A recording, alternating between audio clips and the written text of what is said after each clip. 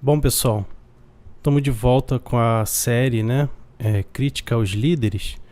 Uma série para a gente pensar, né, do ponto de vista histórico, teórico, né, crítico, a partir de algumas figuras centrais, né, que eu elenquei aí e que fizeram parte das discussões que eu fiz ao longo de muitos anos, né? Porque, como eu já falei em alguns dos vídeos aí, eu eu entrei para a universidade em 2008 e já em 2008 eu comecei a escrever, né? Eu estava escrevendo naquela época ainda em cadernos, né? E eu sei que ao final da graduação, em 2013, eu tinha muita coisa já escrita, né? E quando eu entrei para o mestrado, eu percebi que bastava eu aprofundar, né, em determinadas questões que eu já vinha desenvolvendo na graduação, né? E aí o TCC se chamou Uma Liberdade Chamada Solidão e a dissertação O Ciclo dos Rebeldes, Processo de Mercantilização do Rap no Rio de Janeiro. Então é a partir desse estudo, né, que eu estava até conversando com o Alex hoje, a questão das questões teóricas e históricas e o porquê que a gente está debatendo, né, essas questões. Essas questões nascem, portanto, nos meus estudos acadêmicos, né? Porque quando eu estava ali na cultura, filmando, né, ou fazendo beat, gravando a galera, porque eu tinha muito a inserção da produção fonográfica, né, de fazer beat e de filmar clipe, fazer documentários e tal. Eu estava acumulando esse material e quando eu tive a oportunidade de entrar para a universidade, a crítica ganhou peso científico, né? Do ponto de vista histórico, sociológico, filosófico e tudo mais, né? Então é a partir, né, desse movimento dialético, né, entre as questões sociais ali se dando no momento, né, e a questão teórica é que nasce essa série, né, e que nasce também os debates que eu vou ainda trazer aqui sobre as questões mais de ordem teórica também, sobre o meu objeto, que é a mercantilização do rap, né? E que nesse caso o Marcelo D2 é uma figura central, né? E que a gente sabe o peso que o D2 tem na cena e que, portanto, é importante a gente pensar criticamente, né, as questões que estão em torno, né, da formação dessas lideranças, né? Por isso o nome Crítica aos Líderes, como forma da gente entender os limites e as contradições para que a gente pense, portanto, a superação desse problema, né? A gente não está aqui com a intenção de causar qualquer tipo de atrito gratuito, mas a crítica a gente sabe que ela incomoda porque ela pega em pontos sensíveis, né?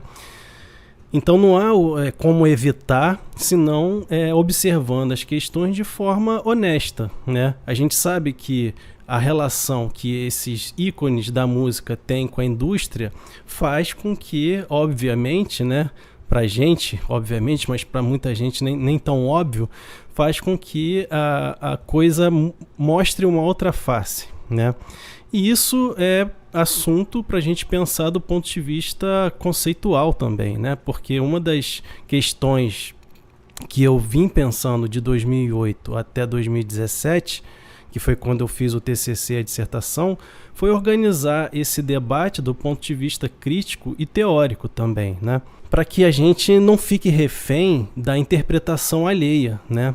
Porque é muito comum os estudos em torno do hip hop, do rap e tudo mais, mas são críticas muito superficiais, né?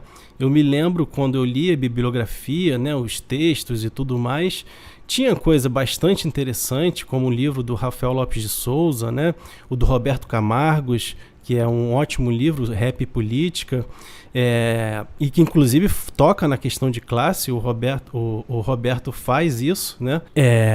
Mas no geral o que a gente tem é uma análise muito despreocupada com as contradições de classe, né? Com as questões que realmente desestruturaram a cultura hip hop e ressignificaram ela enquanto cultura de consumo, né?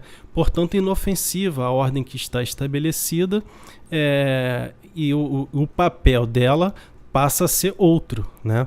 E é isso que a gente vai buscar analisar aqui, né? O nome desse episódio é Marcelo D2, a gentrificação do rap brasileiro. Da rua ao palco, ascensão e contradição. Marcelo D2 surgiu no Brasil dos anos 90 como figura híbrida, contraditória, mas profundamente conectada ao espírito do tempo.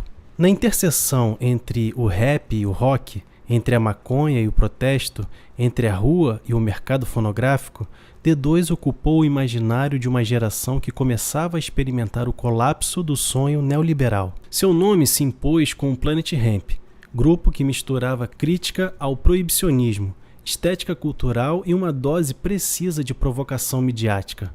Mas desde o início já havia uma ambivalência. Enquanto as letras atacavam o sistema, os contratos com grandes gravadoras e o espaço privilegiado na MTV sugeriam outra lógica, a da integração pelo espetáculo. Esse termo espetáculo não é um enfeite retórico, é um conceito central na crítica de Guy Debord, pensador situacionista que nos anos 60 denunciou o modo como a vida social moderna havia sido reduzida a imagens, representações e encenações. Em A Sociedade do Espetáculo, de 1967, o Debord afirma que o espetáculo não é um conjunto de imagens, mas uma relação social entre pessoas mediada por imagens. No espetáculo, tudo que era vivido diretamente torna-se representação. A própria rebeldia vira imagem, o protesto se torna conteúdo, a crítica é consumida como estilo. A verdade é substituída pela performance da verdade, e é aí que a contradição de D2 se instala com força histórica. À medida que Marcelo D2 transita da rua ao palco, ele não apenas se transforma em celebridade, ele se torna personagem de um simulacro cuidadosamente arquitetado. O artista autêntico, raiz, consciente, mas ao mesmo tempo apto a circular nos grandes festivais, nas lives patrocinadas, nos editoriais, nas entrevistas para a GNT, etc. Já nos anos 2000, D2 deixa de viver o conflito da periferia e passa a viver a imagem do conflito. O gueto vira estética, a rua vira metáfora, a crítica vira pose. E aqui cabe outro aporte teórico fundamental. Theodor Adorno, filósofo da Escola de Frankfurt, que via na arte moderna um último reduto possível da negatividade diante da barbárie capitalista. Mas Adorno também denunciava a estetização da crítica, o momento em que a arte deixa de denunciar o sistema para se tornar compatível com ele, aceitando suas formas, sua linguagem e seus ritmos. Para Adorno, quando a arte imita a realidade com fidelidade à crítica, ou quando ela se encaixa nos moldes do mercado, ela já está capturada. Não há mais distância crítica. E quando a crítica se torna um estilo de vida, uma marca pessoal, um slogan vendável, ela abandona sua função histórica de negação e passa a servir à reprodução do existente. Foi justamente isso que aconteceu com D2. Seu discurso continuou se dizendo crítico, mas sua forma de existência já era o oposto disso, a celebração da inserção, o elogio da mobilidade individual, o consumo de si mesmo como produto. Ele já não representava a luta contra o sistema. Ele era a prova de que o sistema aceita tudo, desde que seja domesticado. Nesse ponto, a arte como negação morre, e nasce um novo tipo de figura, o artista do simulacro, aquele que já não precisa viver o que diz, porque o que diz já é imagem. E mais, ele passa a habitar o simulacro, enriquecer-se com ele, viver dele. A crítica se converte em mercadoria de boutique. A rebeldia vira uma peça de design. A contracultura vira entretenimento curado.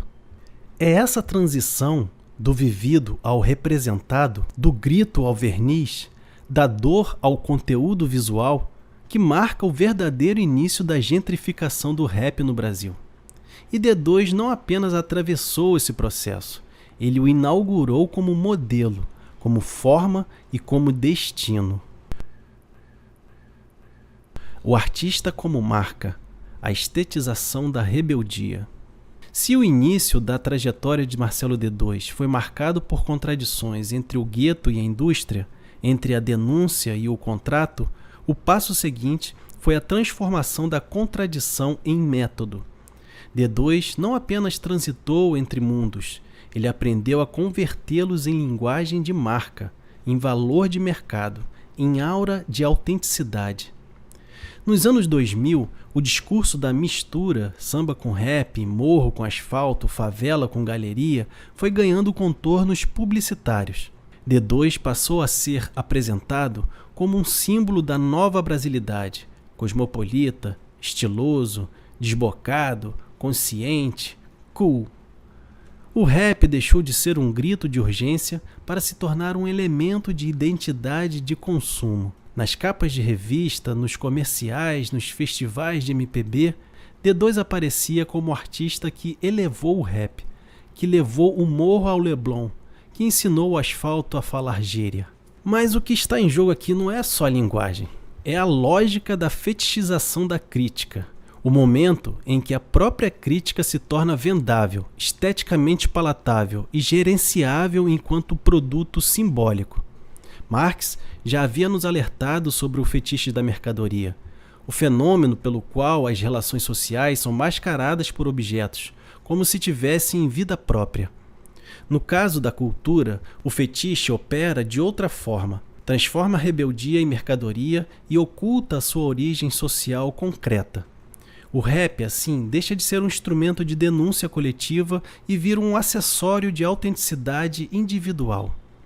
Essa lógica é levada ao extremo por D2, que passa a performar o papel de rebelde aprovado, o subversivo legítimo. A estética da crítica passa a operar como grife. O sotaque do morro, a camisa de time, o vinil antigo, o samba de raiz, a maconha como lifestyle. Tudo isso é embalado e vendido em nome da liberdade, mas é uma liberdade compatível com o mercado, que não questiona a ordem, que não mobiliza a coletividade, que não fere os donos do poder. Walter Benjamin, em seu ensaio sobre a reprodutibilidade técnica da arte, já havia apontado para esse risco. A perda da aura, a diluição da autenticidade sob o domínio da repetição. Mas com D2 ocorre o oposto.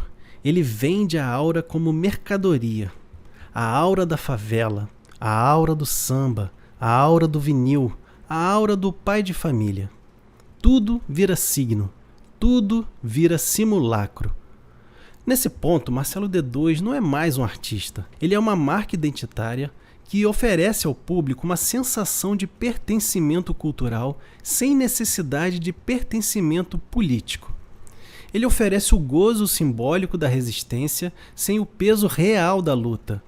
Ele vende estilo no lugar de consciência. E quanto mais essa marca se consolidava, mais ela deixava de expressar qualquer tensão real com o sistema. Pelo contrário, ela se tornava parte da engrenagem do sistema, funcional à indústria, útil ao marketing da diversidade, valorizada por curadores, patrocinadores, marcas e influenciadores. A rebeldia virou performance, o discurso virou estética, a crítica virou produto. Marcelo D2 virou o arquétipo do artista domesticado com cara de desobediente. Discografia, gravadoras e a indústria cultural. O rap sob contrato. Marcelo D2 iniciou sua carreira solo em 2003 com o álbum A Procura da Batida Perfeita, e o título já é revelador. Mais do que uma busca estética, esse trabalho marca o início de um projeto de consolidação de marca artística. D2 assume ali uma figura dupla, o MC que representa a favela e o artista que sabe dialogar com o mercado. O álbum é vendido como inovação cultural, mistura de raiz e modernidade, mas na prática é produto pensado para a exportação simbólica da favela domesticada. A capa estilizada, os clipes de alto orçamento, as entrevistas planejadas e o apoio das rádios e TVs mostram que a Batida Perfeita era, na verdade, a harmonia entre discurso crítico e lógica de mercado. Sua história anterior com o Planet Hemp, entre 1995 e 2000, já havia pavimentado esse caminho. Discos como Usuário, Os Cães Ladram, Mas a Caravana Não Para e A Invasão do Sagaz Homem-Fumaça consolidaram sua imagem de artista transgressor, defensor da legalização da maconha e do direito à livre expressão. Mas essa transgressão já vinha mediada por contratos com grandes gravadoras e forte presença midiática, especialmente a MTV Brasil. O sucesso de A Procura da Batida Perfeita não se deu apenas por suas escolhas estéticas. Ele foi construído e amplificado por uma poderosa estrutura midiática, com destaque para a MTV, que teve papel central na transformação de D2 em uma figura legitimada da cultura jovem. Seus videoclipes, com estética cinematográfica, direção artística refinada e narrativas cuidadosamente roteirizadas, foram veiculadas em rotação constante no canal, fazendo de D2 um dos rostos mais frequentes da programação musical da década. A MTV não apenas o difundiu, ela o canonizou.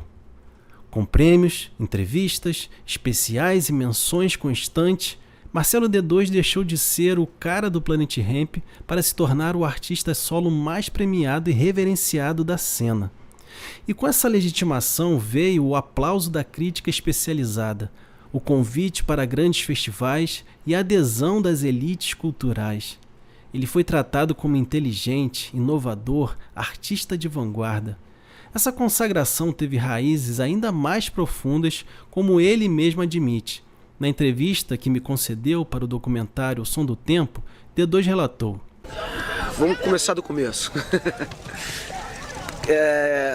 Eu comecei a fazer rap, cara, em 1991.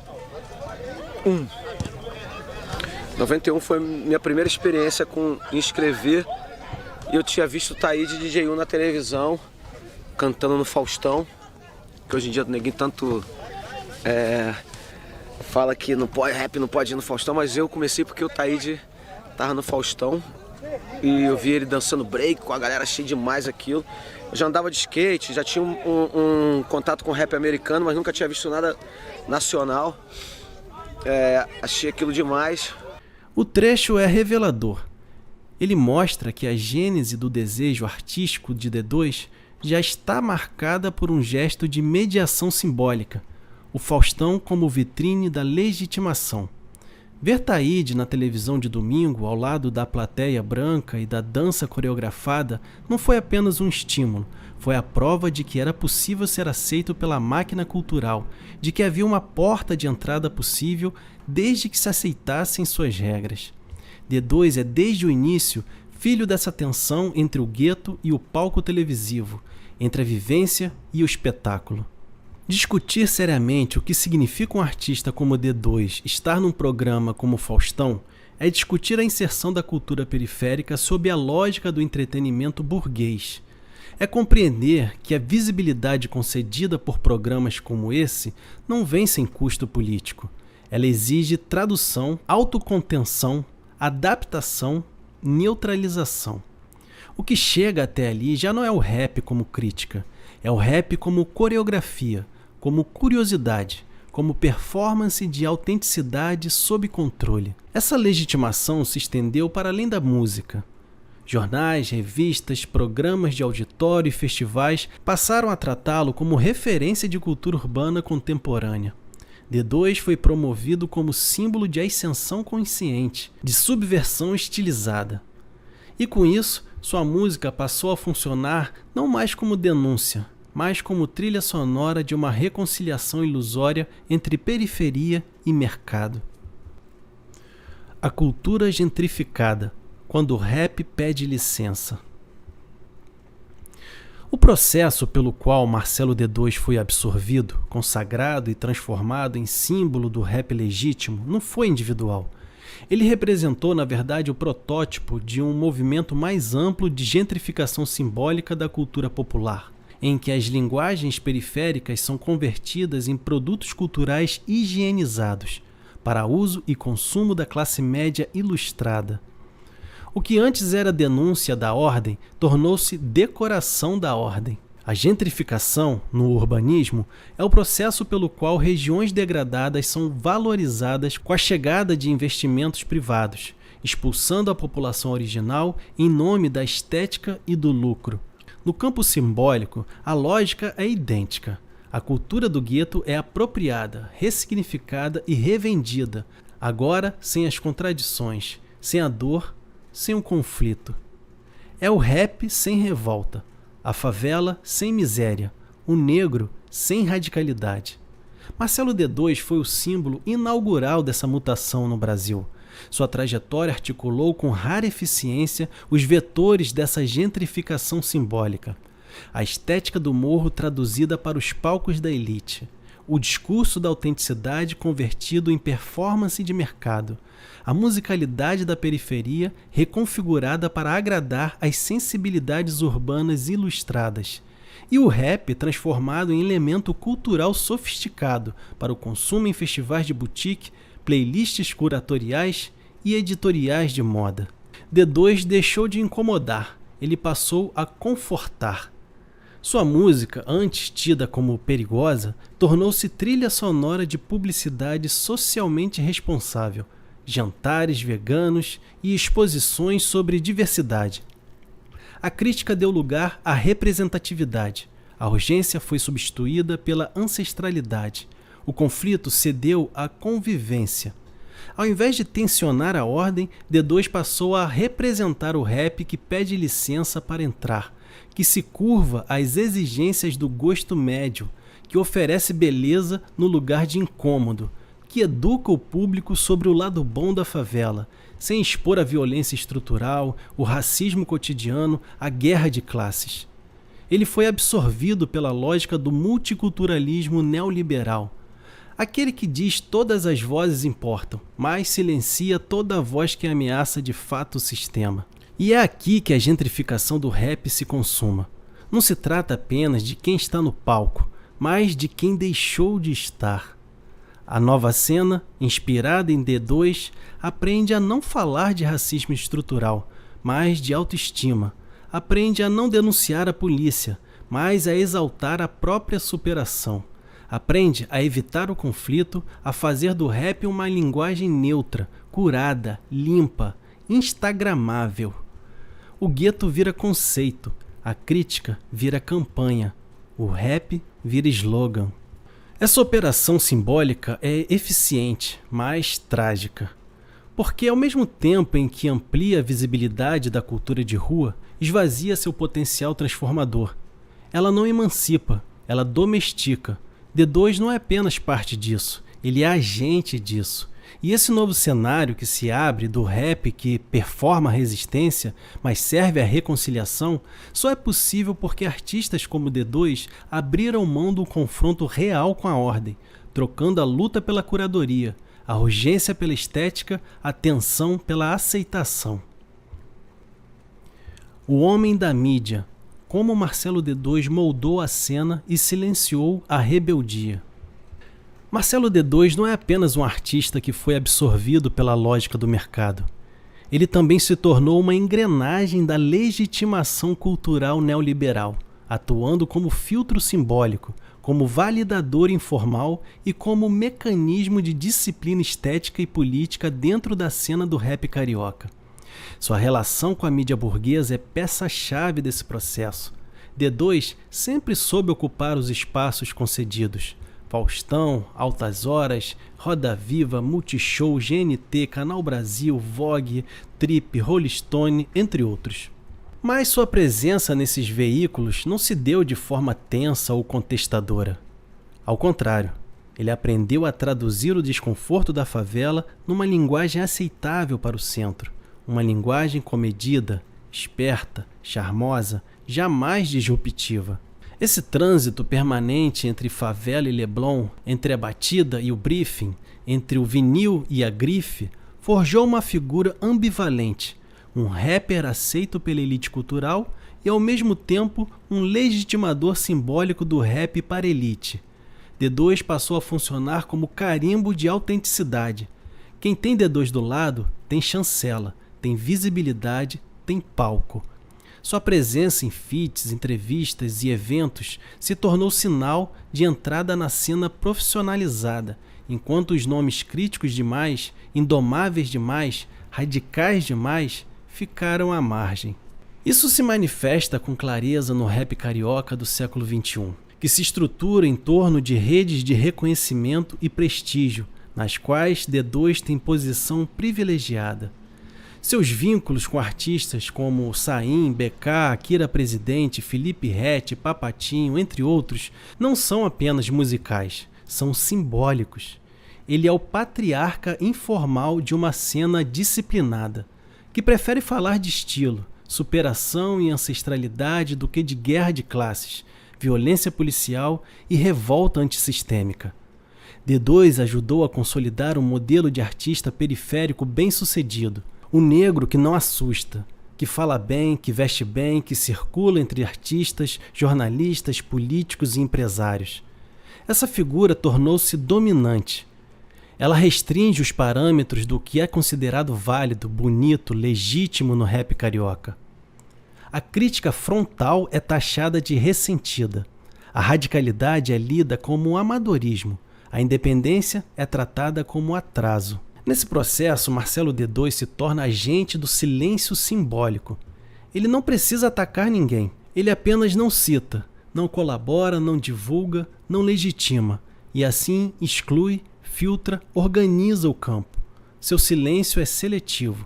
Suas alianças calculadas. Sua figura blindada. É esse mecanismo que Pierre Bourdieu chamaria de violência simbólica, quando a dominação já não precisa da repressão explícita, porque opera por reconhecimento, visibilidade e consagração. Marcelo D2, nesse sentido, deixou de ser apenas artista e tornou-se uma instituição simbólica, funcionando como embaixador informal da cena moderna, como ponte entre a indústria e os artistas prontos para subir. Mas o que se esconde por trás dessa legitimidade? O que ela impede de emergir? O que é deixado de fora? Quantas vozes foram silenciadas para que a voz de D2 se tornasse audível? D2 não precisou se tornar patrão. Ele se tornou mediador da ordem. E a cena em torno dele passou a internalizar os limites do discurso permitido, do flow permitido, da estética permitida. É assim que se constrói uma cena rica em produção estética, mas pobre em radicalidade política. E D2 está no centro dessa engenharia. Saim, o simulacro hereditário da rebeldia gentrificada.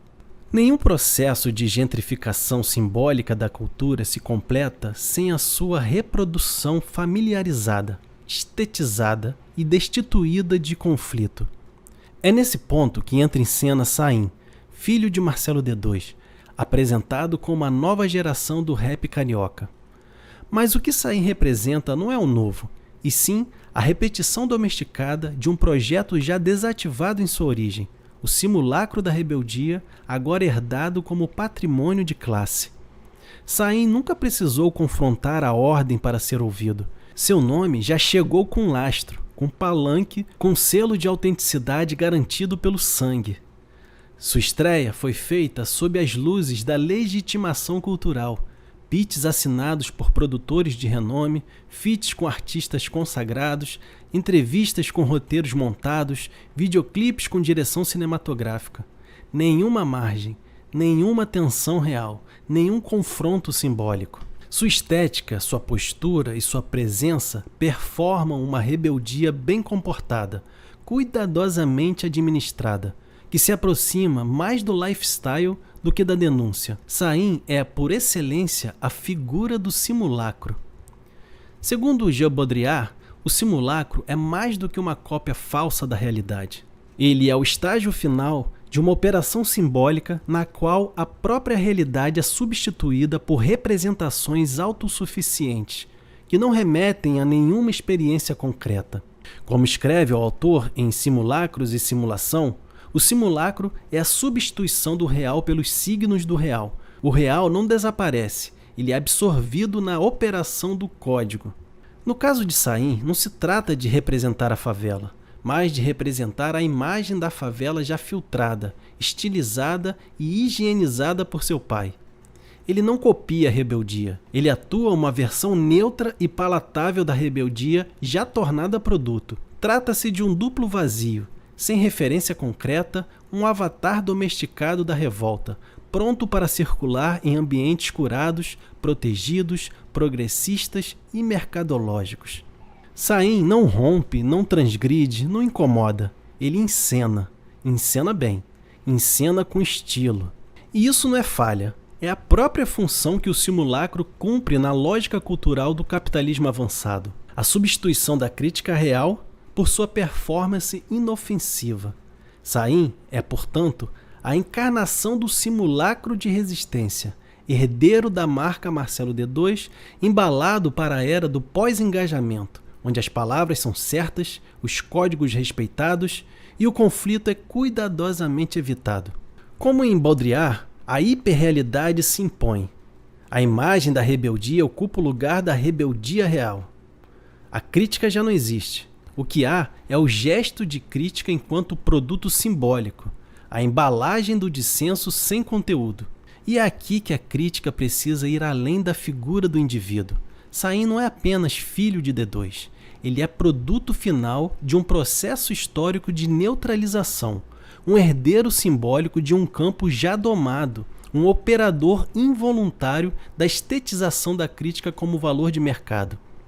Se em D2 ainda havia memória do conflito, em Saim não há mais dialética, apenas herança. Herança simbólica, estética, monetária e afetiva. O que ele representa é a reconciliação entre o capital e a crítica, encarnada na figura do rapper de pedigree, da nova geração bem-nascida, da rebeldia gentil. A rebeldia virou performance, a performance virou herança, e a herança virou produto. D2 Progressista, o partido da indústria cultural. Se nos blocos anteriores vimos D2 como figura central da gentrificação simbólica do rap, aqui tratamos de seu reposicionamento político ao longo dos anos. Uma transformação do artista rebelde em cidadão cultural compatível com o progressismo liberal, funcional às pautas identitárias domesticadas e ao multiculturalismo gerenciado por instituições do capital. Ao longo da década de 2010, D2 se reposicionou no cenário político como representante da esquerda engajada do entretenimento. Participou de campanhas contra o fascismo, manifestou apoio a candidaturas do campo progressista e se tornou figura recorrente em mesas, lives, festivais e campanhas públicas em defesa da cultura. Mas esse engajamento, longe de representar uma ruptura com a lógica do capital, se deu dentro dos limites da indústria cultural, obedecendo aos códigos da representatividade inofensiva e à linguagem publicitária do antifascismo gourmet. Marcelo D2 passou a ser o artista perfeito para o novo tipo de curadoria simbólica neoliberal. É do morro, mas não fala de revolta. É rapper, mas já passou da fase da raiva. É crítico, mas só no tom certo. É político, mas não ameaça a ordem. Seu discurso progressista é marcado por um personalismo emocional, mais baseado em sentimentos do que em análise estrutural. Fala de empatia, de espiritualidade, de paz, de superação, de ancestralidade, mas evita cuidadosamente qualquer debate sobre o papel do Estado, a função da polícia, a exploração capitalista, o genocídio do povo preto enquanto política de classe. A crítica de D2 tornou-se poética, simbólica, genérica e por isso mesmo perfeitamente vendável. Não se trata de negar o valor das lutas identitárias, mas sim de mostrar como, na figura de D2, elas foram subsumidas à lógica do mercado cultural. O engajamento virou performance, o discurso virou identidade de marca, a luta virou diferencial competitivo. O D2 da maturidade é o artista que participa do Festival do Futuro e do Lollapalooza com a mesma linguagem. É o que canta com a Anitta e grava podcast sobre democracia. É o que se diz anticapitalista, mas vende sua trajetória como empreendedor da própria dor. A essa altura, a figura de D2 já não pertence à história do rap. Ela pertence ao universo da gestão cultural. Ele é convocado para apresentar, para discursar, para compor painéis, para simbolizar. Sua presença substitui a política. Ele é o sintoma de uma cena que trocou a organização coletiva pela visibilidade individual. E é isso que Theodor Adorno chama de integração do negativo, quando a crítica à ordem é absorvida pela própria ordem como elemento decorativo, reafirmando o sistema que supostamente contesta. O D2 progressista é o negativo integrado, a crítica convertida em produto cultural democrático, o artista antissistêmico que funciona dentro das regras do sistema. Ele não enfrenta o Estado, ele é convidado para dialogar com o ministro da Cultura. Ele não rompe com a ordem, ele organiza festivais com patrocínio estatal e privado. Ele não denuncia o capital, ele representa a superação do capital pelo talento. Sua presença frequente em campanhas publicitárias de empresas que falam em inclusão é a prova final da neutralização de sua crítica. É o rapper que se tornou o porta-voz da conciliação simbólica entre o opressor e o oprimido, sem romper com nada, sem incomodar ninguém, mas recebendo os aplausos de todos. Nesse ponto, Marcelo D2 já não representa a rebeldia, ele representa o pacto entre o capital e a estética da resistência, o pacto entre a aparência de crítica e a manutenção da ordem. A lógica do campo, poder simbólico e capital cultural. Ao alcançar o patamar de figura pública celebrada por diversas instâncias, crítica especializada, curadoria cultural, mídia progressista, instituições artísticas e audiências de classe média, Marcelo D2 se tornou mais do que um artista, se tornou um capital simbólico em si, operando ativamente na estrutura do que Pierre Bourdieu chamou de campo cultural. No campo cultural não basta produzir obras, é preciso acumular reconhecimento. A obra só vale se for validada por instâncias autorizadas. A crítica, os curadores, os jurados, os festivais, os jornalistas culturais. O valor não está apenas no conteúdo, mas na posição que o agente ocupa dentro do campo. E é isso que D2 construiu ao longo de mais de 2 décadas. Uma posição de prestígio consolidado, que lhe permite circular entre mundos distintos sem perder aura, legitimidade ou capital. Ele é respeitado no hip-hop, reverenciado na MPB, convidado pelas artes visuais, celebrado na publicidade, consultado por políticos, citado por acadêmicos e elogiado por empresários da cultura. Mas esse acúmulo de capital simbólico não é neutro. Ele implica poder. E esse poder atua silenciosamente como mecanismo de exclusão, hierarquização e reprodução simbólica. Marcelo D2 se tornou uma espécie de banco simbólico ambulante. Ao colaborar com o artista, transfere prestígio. Ao indicar um nome, abre portas. Ao se calar sobre alguém, sentencia sua marginalidade. Ele não é apenas um nome entre outros. Ele é um operador central do valor cultural dentro do campo, decidindo o que é rap evoluído, o que é retrógrado, o que é bom e o que é invisível. É essa estrutura que reproduz, dentro do próprio campo da cultura popular, as mesmas lógicas de distinção e exclusão que operam na sociedade de classes. O capital cultural acumulado por D2 se converte em autoridade simbólica, que não serve para abrir espaço para a crítica real, mas para reforçar o consenso estético e ideológico da cena hegemônica. E quanto maior o prestígio, maior o silêncio. D2 raramente polemiza. Ele não precisa. Seu poder é justamente o de não precisar se defender, porque sua posição fala por si. E nessa posição ele opera como o estabilizador do campo, impedindo rupturas, mediando conflitos, filtrando o que pode ou não circular. É o que Bourdieu chamaria de reprodução conservadora do campo, quando os agentes dominantes, em nome da qualidade ou da representatividade, estabelecem os limites do que é legítimo, enquanto camuflam sua posição como se fosse neutra. A figura de D2 é apresentada como naturalmente importante, naturalmente respeitada, naturalmente referência. Mas essa naturalização é ideológica. Ela oculta os mecanismos materiais que possibilitaram essa posição, desde os contratos com majors até os vínculos com a mídia e os festivais de prestígio. Nada é espontâneo, tudo é estrutura. E quanto mais estrutura, menos ruptura. D2 é hoje uma figura síntese da domesticação do campo cultural periférico, que foi integrado ao universo da cultura institucionalizada não por sua crítica, mas por sua adaptação. Seu acúmulo simbólico é um freio à radicalidade.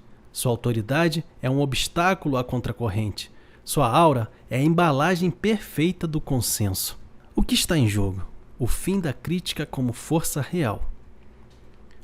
Ao final dessa trajetória, não estamos falando apenas de Marcelo D2. Estamos falando de um processo histórico e coletivo que transformou a cultura crítica em estética decorativa, a rebeldia em performance e a luta em narrativa. D2 é personagem central, mas não é o único. Ele é síntese e sintoma. É função social de um tempo em que a crítica deixou de ameaçar a ordem e passou a ser absorvida por ela, reconfigurada, estilizada e celebrada como diferença tolerável. O que está em jogo é a própria possibilidade histórica da crítica como força real de transformação. A crítica que nasce da experiência da opressão, a crítica que arrisca, que fere, que tensiona, que organiza, que denuncia não só a superfície da exclusão, mas as estruturas do capital, do Estado, da polícia, da mídia e da ideologia.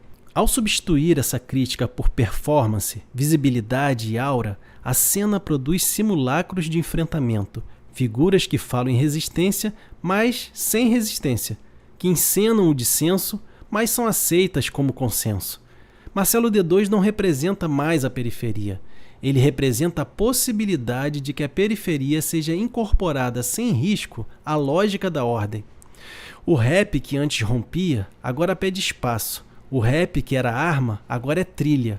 O rap que era denúncia, agora é diálogo. E essa mutação não é neutra. Ela é o resultado de um processo de inserção regulada no campo simbólico, onde a crítica é permitida desde que não mude nada, desde que entretenha, desde que venda, desde que funcione.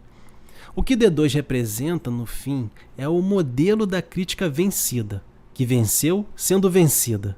Aquela que foi aclamada porque já não oferecia perigo, aquela que foi promovida porque não rompia, aquela que chegou onde chegou porque aprendeu a falar a língua da dominação sem mais enfrentá-la. Se aceitarmos isso como destino, perdemos o que o rap teve de mais vital, a sua função formativa, organizativa, pedagógica, coletiva, incômoda e combativa.